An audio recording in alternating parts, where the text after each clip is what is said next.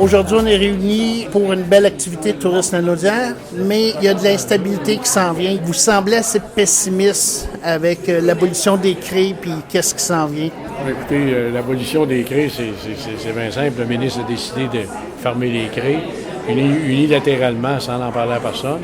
Et c'est inquiétant de voir de la façon qu'ils veulent gérer ça. On a reçu une lettre encore du ministre la semaine dernière disant qu'il n'y a aucune entente qui va se prendre avec aucun ministère autrement que par les MRC. Et même s'il y aurait un organisme régional puis qu'il y aurait une entente qui pourrait être signée, ça ne sera pas signé avec l'organisme, ça va être signé avec les MRC. Et ça va être les MRC qui vont décider de voir qu'est-ce qu'ils veulent faire avec les argents qui vont leur être envoyés. Et les argents qu'on va avoir, les fameux 100 millions qu'ils disent, là, on ne sait pas de quelle façon qu'ils vont être redistribués sur le terrain. Personne ne le sait encore.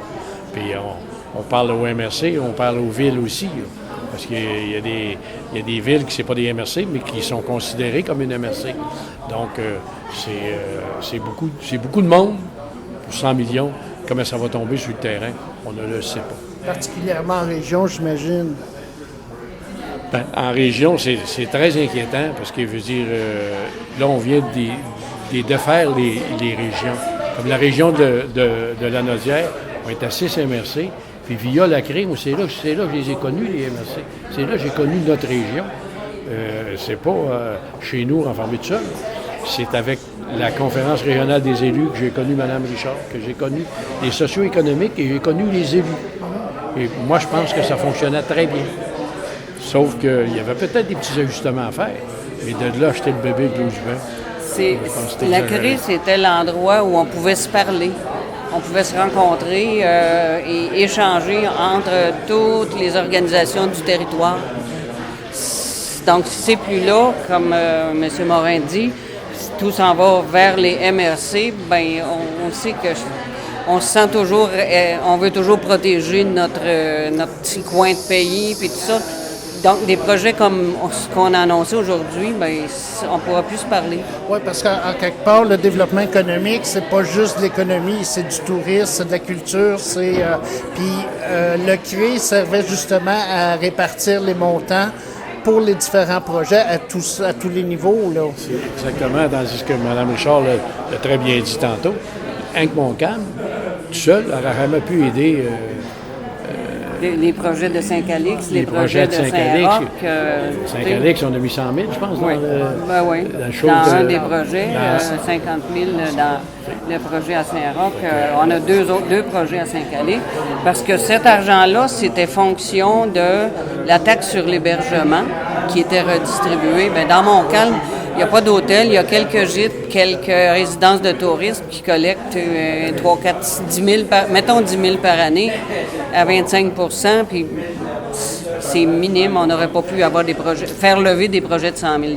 Fait que vraiment, au niveau de tourisme lanaudière, ça va faire un gros impact. Au niveau de notre industrie touristique qu'on voulait développer, mais de cohésion régionale, parce que on parlait de tourisme lanaudière, mais quand on arrivait à la table de la CRE, on comprenait aussi les enjeux des socio-économiques, de l'UPA, de CDBL, puis l'inclusion sociale et puis tout ça.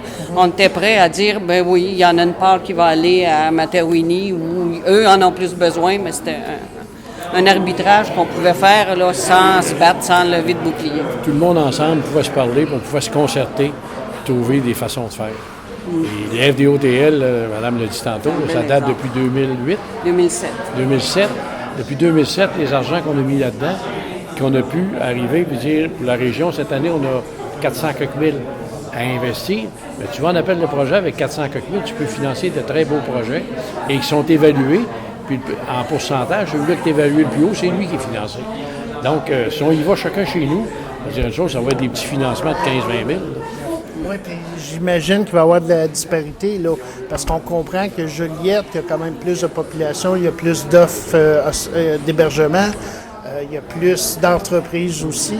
Fait que j'imagine que ça pourrait créer là, de la disparité. Si on parle de la taxe sur l'hébergement, c'est que le gouvernement veut la retirer des régions, donc la centraliser dans le fonds consolidé et de quelle façon ça va être De quelle façon qu'on va revenir?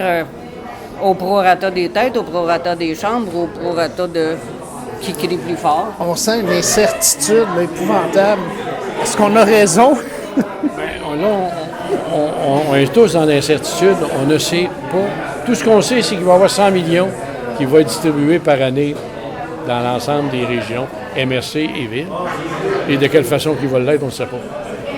Et de quelle façon qu'on va avoir le pouvoir de le dépenser, on ne le sait pas non plus.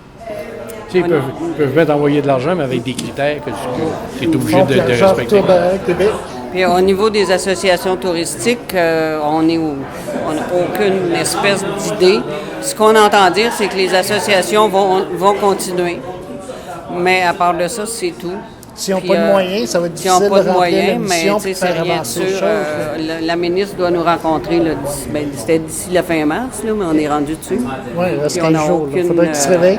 Aucune rencontre. Il y a eu beaucoup de rencontres, mais c'est l'attaque sur l'hébergement, c'est le tollé que ça a soulevé.